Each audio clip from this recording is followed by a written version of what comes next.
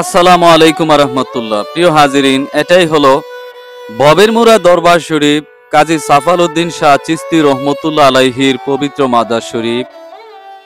বাংলার ঐতিহাসিক আধ্যাত্মিক প্রাণ কেন্দ্র হিসেবে বিবেচিত কাজী সাফাল উদ্দিন শাহ চিস্তি রহমতুল্লাহ আলাইহির পবিত্র মাজার শরীফ আমাদের কুমিল্লা জেলায় বুড়িচং থানায় অবস্থিত ববেরমুরা গ্রামে ববেরমুরা দরবার শরীফ, যাহা একটা সুনামধন্য আধ্যাত্মিক প্রতিষ্ঠান। এই প্রতিষ্ঠান থেকে অসংখ্য মানুষ সুফি সাধনা চর্চা করে এলমে শরীয়ত, এলমে তরিকত, এলমে মারেফতের শিক্ষায় উচ্চ শিক্ষিত হয়ে আল্লাহ ও রাসূলের দিদার লাভ করেছেন এই দরবার শরীফ থেকে। এই দরবার শরীফে তিনার আওলাদ আহাল বংশধররা শাহিত আছেন, যাহা আধ্যাত্মিক সুফি হিসাবে প্রকাশ পেয়েছেন কাজী সাফাল উদ্দিন শাহ রহমাতুল্লাহ আলাইহি। প্রিয় হাজিরিন, সুফি মিডিয়া চ্যানেলটা আপনারা সবাই সাবস্ক্রাইব করে আমার পাশে থাকবেন। আল্লাহ রাব্বুল আলামিন পৃথিবীতে সর্ব অবস্থায় সর্বসময় তিন শ্রেণীর আউলিয়া ইকরামগণ পৃথিবীতে বিরাজমান থাকেন।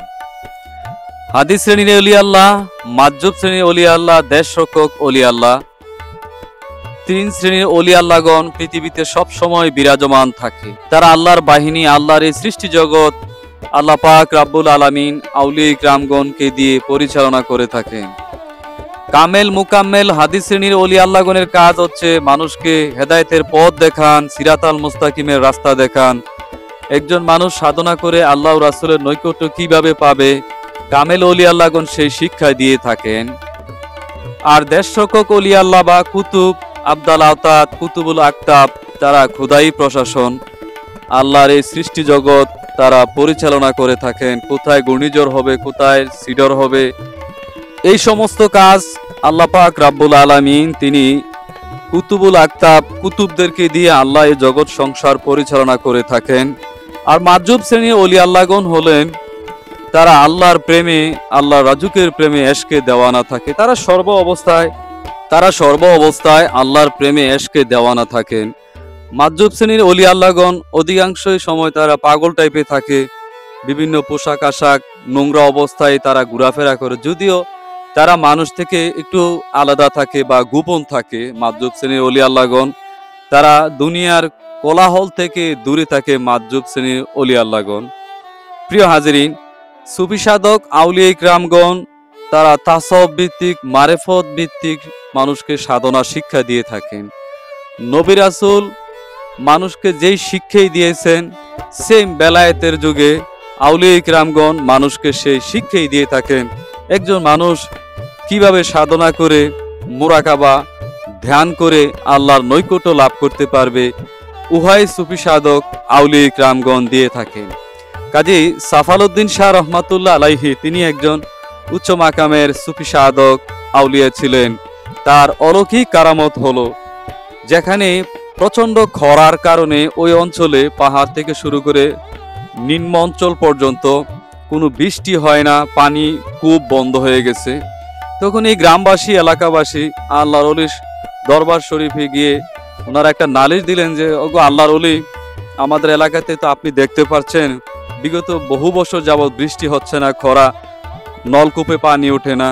তখন আল্লাহর ওলির কাছে সেই নালিশ দেওয়ার ফলে তিনি আল্লাহ পাক রাব্বুল আলামিনের কাছে তিনি নামাজ পড়ে উনি মুনাজাত আল্লাহর দরবারে করেন। আর আল্লাহর কাছে ফরিয়াদ করার সাথে সাথে আল্লাহর ওলির অলৌকিক বরকতে এই এলাকাতে প্রচুর বৃষ্টি হয়। তো বৃষ্টি হওয়ার ফলে ওই এলাকাতে নলকূপে পানি ওঠা শুরু হয়, কৃষি জমি, আবাদি ফসল আবার ফসলে ভরপুর হয়। তো ওলি আল্লাহগণ পৃথিবীতে আবির্ভাব ঘটেন রহমত স্বরূপ, কেননা তারা আল্লাহর বন্ধু। আল্লাহর বন্ধুর দোয়া, প্রার্থনা, ফরিয়াদ আল্লাহ কখনো খালি হাতে ফিরান না। সুফিরা মানুষকে আত্মশুদ্ধির শিক্ষা দিয়েছে। কোরআনে আল্লাহ পাক বলছেন, কাদ আফলাহা মান তাযাক্কা ওয়া যাকারা আসমা রাব্বিহি ফাসাল্লা। যিনি আত্মশুদ্ধির মাধ্যমে সালাত কায়েম করেছেন বা প্রতিষ্ঠা করেছেন, তিনি সফল কাম করেছেন। সুফিরা মূলত শিক্ষাই দিয়ে থাকেন মানুষকে আত্মশুদ্ধির মাধ্যমে সুন্দর চরিত্রবান হওয়া।